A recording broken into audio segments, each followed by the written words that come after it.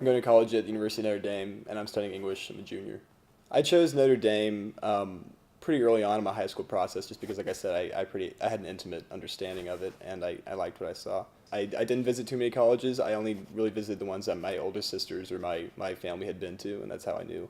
But I think online research is useful, as well as something like this, where you can actually talk to other students or alumni from these places and really get a feel for what they liked, because a lot of times that's how you get a much more intimate account of what parts would align with your interests and yourself. So I mean, if you've been rejected from your first choice out of high school, the biggest part is to just convince yourself that you may still have a second chance. So to absolutely apply yourself.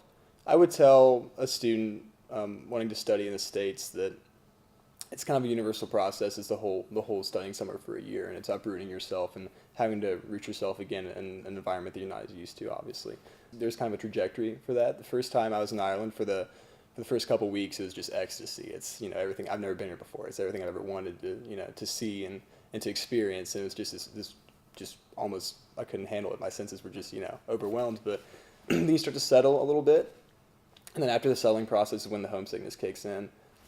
It's a brief thing, though, I've noticed. Also, there are about 30 other Notre Dame students with me here, and it's been the same thing, where it'll be a brief dip, and you can obviously persevere just through calling or keeping in contact with your family and making some friends and keeping a close knit group with them. You get back out of the homesickness phase once you just readjust, and then you're able to carry on more stable. A public university is essentially, it's also called a state university, and it's usually one of the key aspects of it is that it's a much larger student body. So, for example, University of Kansas was just under 30,000 students, whereas Notre Dame's about 12,000. But as far as the actual difference between public and private university, it's pretty superficial, just state-funded and not.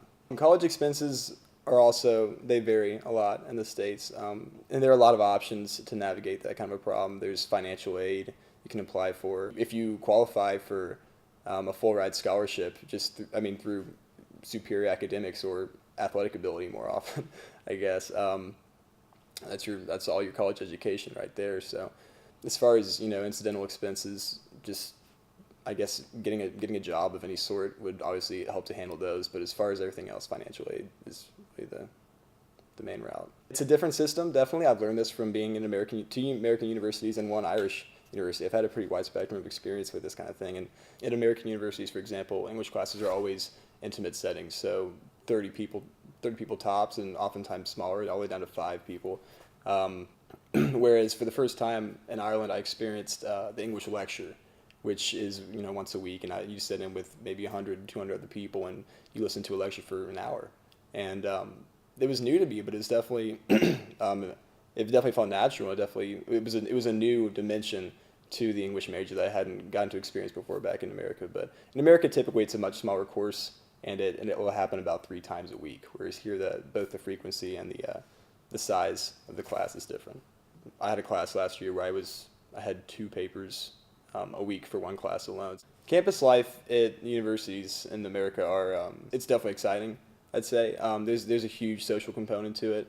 And at a place like Notre Dame where I go, you have different dorms. And for us, it's single gender, but that's actually kind of not the norm. Usually, in most universities, they have Greek life, which is fraternities and sororities. And I'm pretty familiar with school spirit, A, because I'm spirited about Notre Dame, and B, when I was at the University of Kansas as well. I mean, they have a very, very active and excited student body as well.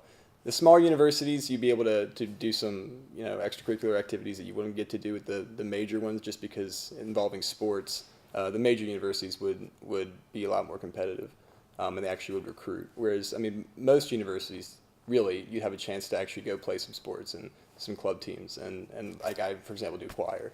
So there are a whole lot of opportunities. Sure, I would encourage an Irish student to just to embrace it, because if you embrace it, you're going to have a ton of fun with it. Like we said, with the social scene and with all the opportunities extracurricularly, it's going to be a lot of fun.